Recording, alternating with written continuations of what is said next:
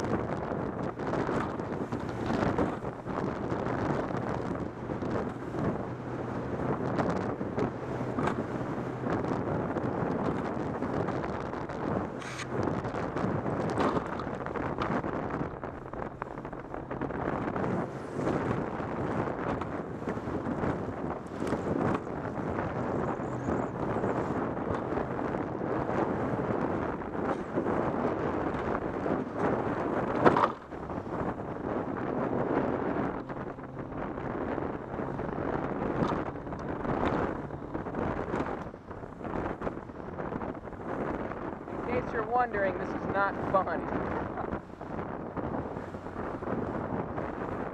No matter, the rule is, whatever direction you need to go in, that's where the wind is coming from.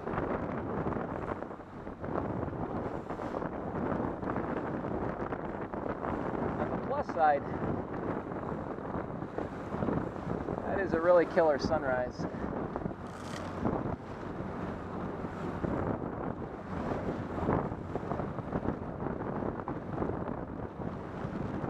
But this morning, winds are somewhere between 10 and 15, probably increase later.